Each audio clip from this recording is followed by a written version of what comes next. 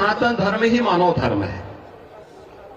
सनातन धर्म रहेगा तो मानव धर्म रहेगा, मानवता रहेगी, इस सृष्टि रहेगी। और मैं अभिनंदन करूंगा उन पूज्य संतों का जिन्होंने मौनी अमावस्या के अवसर पर पूरे धैर्य के साथ, एक चुनौती हम सबके सामने आई। कुछ पुण्यात्मा उस एक हादसे के शिकार हो गए थे, लेकिन उन स्थितियों में एक अभिभावक के रूप में, जैसे परिवार के ऊपर कोई विपत्ति आती है तो परिवार का अभिभावक धैर्य नहीं खोता, पूरी हिम्मत के साथ खड़े होकर के उस चुनौती का सामना करते हुए उससे उभारने का कार्य करता है। और आपने देखा होगा कि जो सनातन धर्म के विरोधी हैं, वे लोग ये प्रयास कर रहे थे कि संतों का धैर्य जवाब दे दे और उसके बाद जग हसाई का एक कार्य कराया जाए। लेकिन मैं अभिनंदन करूंगा पूज्य तुलसी पीठाधीश्वर जी का भी, पूज्य जूना पीठाधीश्वर जी का भी, अपने सभी 13 के 13 अखाड़ों का भी, पूज्य फूलडोल दास जी महाराज वृंदावन धाम से हमारे पास आए हैं, अत्यंत वरिष्ठ संत हैं। इन सभी पूज्य संतों का जिन्होंने उन स्थितियों में पूरे महाकुंभ के आयोजन को अपना आयोजन मान करके पूरे धैर्य के साथ परिस्थितियों का सामना करते हुए पुण्यात्माओं के प्रति विनम्र श्रद्धांजलि भी की और मां गंगा के प्रति, महाकुंभ के प्रति अपने दायित्वों का निर्वहन करने के लिए भी अपने उत्तरदायित्व का पूरी श्रद्धा, पूरी निष्ठा के साथ निर्वहन करते हुए इस आयोजन को सकुशल आगे बढ़ाए। इसी का परिणाम है कि पिछले 19 दिनों के अंदर 32 करोड़ से अधिक श्रद्धालु अब तक प्रयागराज में मां गंगा, यमुना और मां सरस्वती की इस पावन त्रिवेणी में डुबकी लगा करके पुण्य के भागीदार बने हैं। जो यहां से जा रहा है, यहां की परंपरा के बारे में, यहां की गाथा के बारे में, यहां की व्यवस्था के बारे में गुणगान कर रहा है। ये गुणगान व्यक्ति का नहीं है, सनातन धर्म का है जो आ रहा है देश और दुनिया से।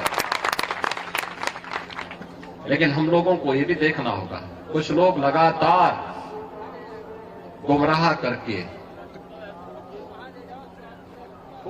करके सनातन धर्म के खिलाफ हर एक मुद्दे पर षड्यंत्र करने से बाज नहीं आते। और आज से नहीं, बहुत पहले से हम लोग देखते रहे। राम जन्मभूमि मुक्ति आंदोलन के दौरान भी ये सभी पूज्य संत जन उस समय के भी साक्षी हैं।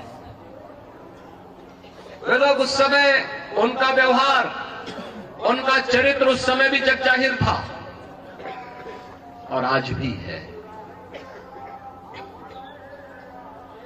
ऐसे लोगों से सावधान होकर के सनातन धर्म के मूल्यों, उन आदर्शों के साथ इन पूज्य संतों के सानिध्य में हमें निरंतर आगे बढ़ना होगा, हमेशा आगे बढ़ना होगा। और जब तक पूज्य संतों का सम्मान है, सनातन धर्म का कोई बाल बांका नहीं कर सकता।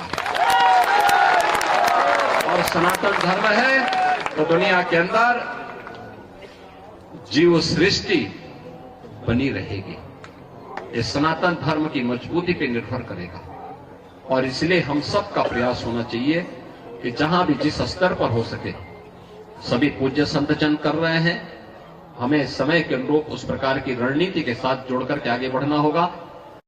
कुंभ के लिए न जाने कितना बजट खर्च किया गया होगा, विज्ञापन चल रहे हैं, बुला रहे हैं लोगों को, 40 करोड़ लोगों को बुलाने का लक्ष्य था। ये डिजिटल महाकुंभ होगा। आप सोचिए, जहां पर डिजिटल कुंभ में सीसीटीवी लगे थे, क्या इनकी जानकारी में नहीं है?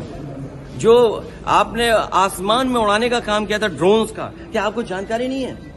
तो ये बजट अपनी जगह है, लेकिन कुंभ महत्वपूर्ण है जहां पर लाशें गई हैं और हिंदुओं की जान गई है।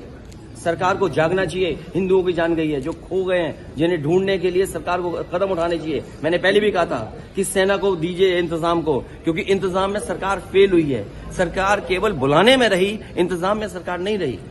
और शाही स्नान पहली बार ऐसा हुआ, साधु संतों ने मना कर दिया कि हम शाही स्नान नहीं करेंगे। उनको छिपाने के लिए फूल वर्षा की गई, जिससे कि संत लोग जान जाएं कि किसी की है, जान नहीं गई है। लाशें अभी भी हैं, आइडेंटिफाई नहीं हुई हैं। सूची आपके पास भी नहीं है। अगर आप भी मांगना चाहो, सूची नहीं दे रहे हैं, बताइए आप बजट ला रहे हो, लेकिन महाकुंभ जिसको दुनिया में आपने प्रचार किया, दुनिया से लोग आए, उसमें जान चली गई, उसकी गिनती नहीं है आपको। आप रुपए की गिनती यहां कर करके बताना चाहते हो। ये बजट मायूस न करे, लेकिन सबसे बड़ी बात है, कुंभ में जो लोगों की जान गई है वो प्राथमिकता है समाजवादी पार्टी की।